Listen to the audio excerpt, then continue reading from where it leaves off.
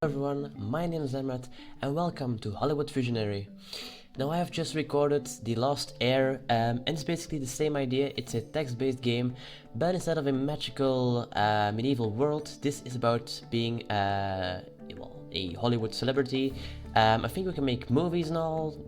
I don't know really. There was one of the achievements right here. Production, release, actor and all. So return to the game.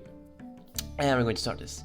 The elevator opens onto your future. You step into the dangerous red onto the dangerous red carpet of Lloyd Crogan. Yes, the Lloyd Crogan, who started as a shoeshine boy and built a Hollywood empire from timbers up. 10 years you've worked at the studios and you've only met him twice. And now you've got 60 seconds to pitch him your dream project, the movie you always wanted to make. The elevator boy tips his cap nervously, slams the door shut, and beats a quick retreat down the safer floors. Interesting. Step forward. You approach Krogan's imposing mahogany desk with care, so wooden. The stupid, difficult words. The man himself sits behind it, tall as a linebacker with whisper thin, a face all angles and edges balanced above a charcoal grey bow tie. Immaculately tight. He smokes a Diego cigar with one wiry hand while riffling through the box office reports with the other. He hasn't looked up. How do you get his attention? Wait for him to notice? You have to just stand there. Just stand there. You stand awkwardly on the deep red carpet, feeling like you're sinking into it. Maybe you'll just sink forever. Finally, the mogul looks up. Yes, the pitch. He says with distaste, waving vaguely at the little chair facing his desk. Sit, and let's get through with this. Since you didn't mention your name, you assume he's forgotten it. Not a great start. Damn it. You slip into the chair, trying to stay calm. You've gotten one chance at this. One chance to impress Krogan, enough to give you a green light. It all comes down to this. Alright, what do you have got for me? He asked, looking bored. Brief. Stay calm, start with the genre. It is a... oh boy, I have to pick. Adventure, science fiction, western, musical, drama, horror movie. Yeah. Or maybe comedy, horror. What would suit me? Sci-fi, maybe. It's sci-fi. Western. Adventure, picture. Comedy. Maybe no, he's bored. Horror. It's horror. Well, sir, it's horror picture, you say. A real shocker, something to get the bloody feeling. There's a subgenre too. There's a qualifier to the genre. A subgenre? Besides that, it's also a bit of a drama. Yeah. But it's got real drama to it, you say. But wait, there's more. Your movie is serious horror picture. But you need to let Krogan know it's also an epic. In 3D, set in the past, religious, controversial. Experimental, it's dark. And dark, moody. Think noir. Mogul's eyebrows twitch as his rough hanged face slips into a familiar frown. A dark, serious horror picture, he says slowly. He leans back with a small smile, even more dangerous than the frown, and wiggles the Diego cigar at you. Go on then, let's get this over with. Sweat poises. The light oh come on, so many difficult words. I'm Dutch, not English. Delicately at your hairline. Right, so that wasn't really difficult. You keep it from falling by sheer will. You glance at the clock. 40 seconds left. There's got to be an angle that will grab him. Maybe the setting? The story takes place in the misty vales of Transylvania. That might be good. In the estate of a wealthy old money politician? That'd be cool. Oh, top secret underground nuclear lab for horror movie. Yes. A dark, serious horror picture set at the top secret underground nuclear lab. Krogan's face is impassive. Against the backdrop, we meet our cast. We meet a woman, I guess. One woman who must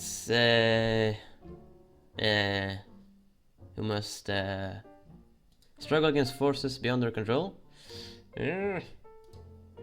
A dark, yes, everything we said. On the screen, a story plays out that's like nothing you've ever seen before. An age-old favorite. Smart, simple, thrilling, intense.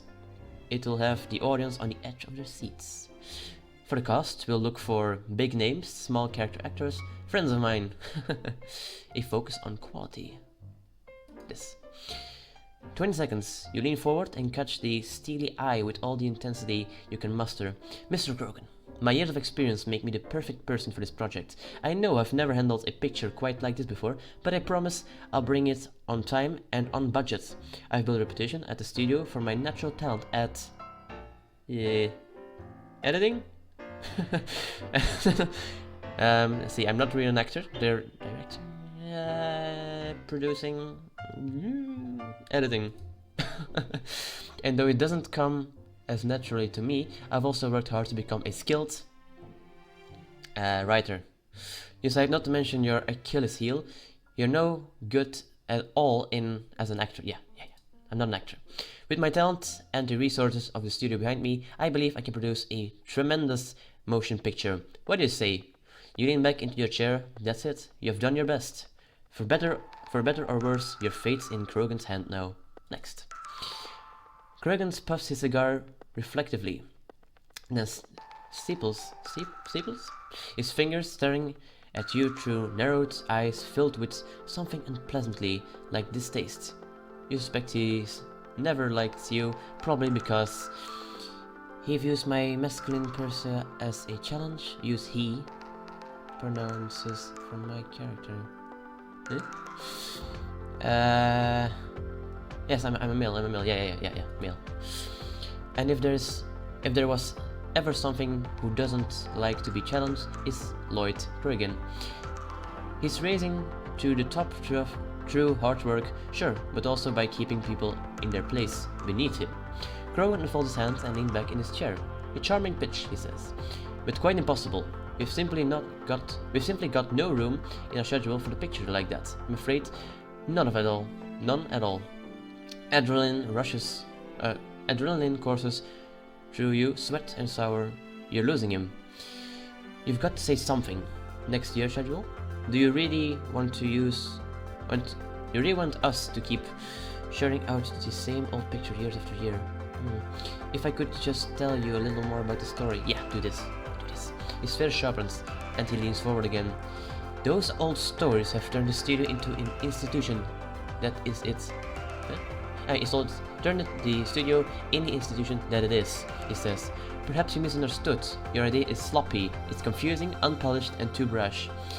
This is not the kind of picture we make here. This is not the picture that anyone would make. There's no market for it, no guarantee of return of investment. My boy, it's 1950. Television is leaning away our audience. Politicians think we're harboring communists. The courts have crippled our monopoly on distribution. If we want to survive, we have to think like businessmen. We must be canny, ruthless, efficient, and predictable. He smiles thinly. There's no place in the modern system for a little frickle. It would be a disaster. Good day. You're prepared for this, and for another rejection. Prepared to not smile and go back to work, making the same wreck again and again. But instead you find yourself gripped with sudden rage. All these years of your life you've given to the studios, all the dreams you've sacrificed, the ideas you've diluted, put on hold, disfigured past recognition to make them more commercial, more palatable. Something is snapping. With perfect clarity, you know Krogan's wrong. Your idea is not a disaster, it's a revelation. It deserves to be made, it will be made. You stand up, he's always looking back at his paper. He's already looking back at his paper as you aren't even there. For once, you know exactly what to say. Mr. Krogan, I quit! You rant about all the brilliant ideas that die in the suit-stuffed offices, the talents ground down by endless baseball pictures, endless B-movie fillers. You tell him you're through being stepped on through selling out your vision. You tell him if the studio won't make his picture, then by God you'll start your own. You glower at him triumphantly while you wait for the elevator. He stares back in astonishment that Diego smoldering forgotten from the side of his mouth. The elevator boy pulls the gates shut after you and lets you out a lower whistle. Cheapers, buddy. That must have been some pitch. 1 year later. Chapter 1. Yes, it was. Yes, it was. Alright. Do this way. Only a handful of years ago, the idea of someone like you starting his own movie studio could have been laughable. But everything changed in 1948 when the Supreme Court ruled against the Hollywood monopoly, where studios owned the theaters chained and only showed their own pictures. I have to speak way slower. How anyone's got a shot at national distribution. For every lumbering giant like Paramount and Warner, there are a half dozen upstart studios flush with talent and hungry energy. It's the rise of the independents. You've spent 12 months planning, recruiting, financing, glad-handing, cajoling, bargaining, and yes, pitching. Pitching your dream flick to actors, investors, riggers, and even janitors. Pitching your vision of a studio willing to be bold, to take risks, and put everything on the line to make something magic. And one by one, you've gathered believers, people who remember your hard work, who've seen your talent, people who want to make something great. Together, you've pulled the studio together, brick by brick and light by light. Maybe this dream is a long shot, but damn it, if you're not going to give it the long shot, you can. Next. Nostalgia recedes as your surroundings come into focus. Today's official opening of your little studio lot on the poverty row. That's a horrible name. And it's swarming with contractors, electricians, inspectors, movers, and runners. Your harried staff of big studio refugees doing their best to keep everything on track. Chief amongst these refugees is your old personal assistant, the first to sign up with you the day you gave Krogan the boot. Meticulous and efficient, with an amazing knack for making things happen, sometimes by sheer force of will. Your good right hand is probably the only reason you got your new studio up and running so quickly. In fact, you'd be lost without her. And there she is now, marching up to you with a stack of clipboards, a loose lick of hair forever falling onto her face. With that look of determination that's been known to cause men twice her size to get out of the way. Her mismatched socks and misaligned buttons somehow only add to her intensity. You can't help but smile at her. She can manage the business affairs of the whole studio, but dressing herself has always remained a bit of a mystery. Next. There you are, your assistant says, out of breath. We need you to get the final sign off on B stage. Yes, I know, they're still sawing out there, but look, the foreman's leaving for lunch and the ink's gotta be dry before the notary will agree to. Okay, you laugh. I'll be right there. How are you holding up? Give the assistant a random name. Pretty good, boss. Dottie. Oh, Dottie. Dottie says, running a harried hand through her scraggly hair.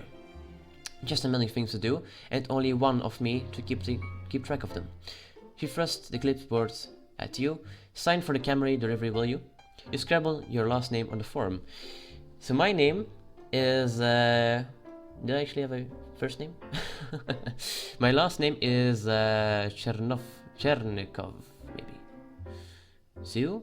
Come on, something European. Custom name? Or just give me Wheeler. Yeah. Warren. Go, give me Warren. Yeah. Dottie asks you has you sign a half dozen other forms in quick succession, then jerks her head for you to follow her to the B stage. The loss in chaos, held just under the boiling point of panic, painters are still putting finishing touches on the small row of office between the two shooting stages. A gardener's picking laden with saplings.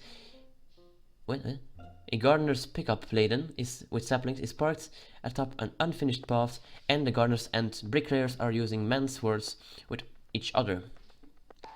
Frantic boys chase after tumbling paperwork caught in hot gusts of air. You can't help but smile too. The whirling mayhem is finally accreting into something recognizable studio, like a slow motion shot of shattering glass treated in reverse. Soon movie magic will be made here. You feel it in your bones. A lot to read. Let me just have a sip. Just have a little sip here. You're so intense on this lovely image that you almost run over. No, you're almost run over. Now the gaps and pulls you out of the way as a truck, backing up and laden with lumber and supplies, nearly rolls straight over you. You tumble to the ground just as the overalled driver spots you and slams on the brakes, jumping out guiltily to help you up. He pulls you to your feet and with a callous, sweaty hand, "Oh geez, I'm sorry, Chief," he said. Choose how you want your employees to address you. Traditionally masculine forms, yeah. Oh man. Choose how you want your employees to address you. Mr. Warren. That's Brother Warren. Master Warren.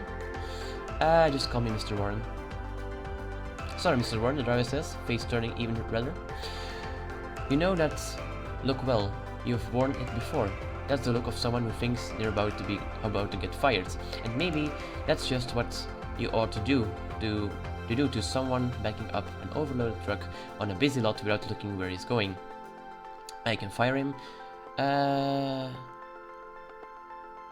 Accept the apology, but give him a good... Yeah. Here you go. That was damn sloppy driving, you say? Smoothing out your clothes. You could get someone killed this way. Why don't you get that load to where it's going, but more careful this time, or there won't be another.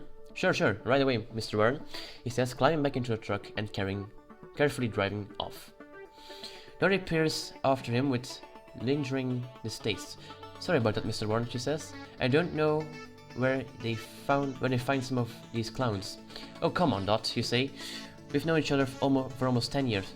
You can't you tell me? Choose from... Wait. So... Yeah, choose name, the truck driver. Vladimir. Oh yes, no, it's my first name. What's my first name? Diego Warren. Johnny, it's Johnny. Of course, Johnny. Dottie grinds. I suppose, Mr. Warren, she says. I'll try to remember Johnny. She shakes her head, then scribbles something on her notepad. I'll make a note of it. She takes you over to B stage to find the foreman. An aging warehouse. Hold on. Let me sit up straight on my chair. An aging warehouse with enough room for a couple of mid-sized sets. B stage already has a storied Hollywood past when you took it over. You were able to reuse most of the existing overhead rigging. The door were already large enough to get equipment and set pieces in and out, and the place was wired for electricity, though less up to code than you'd originally hoped. Dottie guides you over to the foreman, himself center of a small storm of assistants and clipboards, and you quickly get the paperwork taken care of. You're just wondering if you can find a shady spot to sit down for a moment when a runner taps you on the shoulder. Mr. Warren, we've got a visitor over by C stage. He says it's top priority. She? You wonder who it could be, leaving Dottie to argue with some despicable insurance agents. You follow the runner back outside.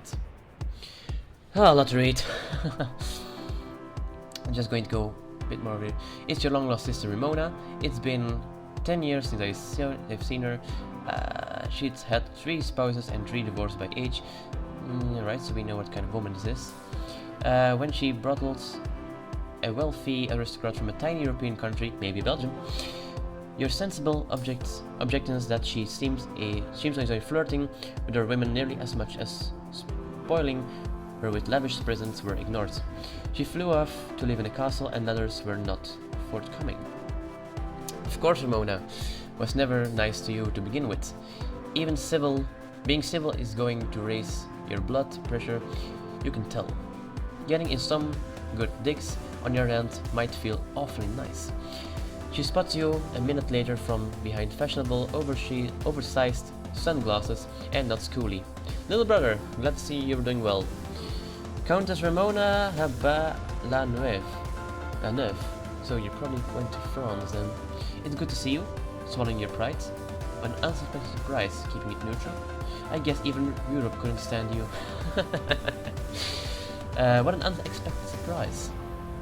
She sniffs. It's Ramona Frazier now, she says, although it might be Ramona Warren again off before long, if I can stand the paperwork. She looks around the busy lot, not particularly hiding her distaste. I read about all of this in the papers, she said. Little Johnny, with his own movie studio. How industrious of you. The papers, you say?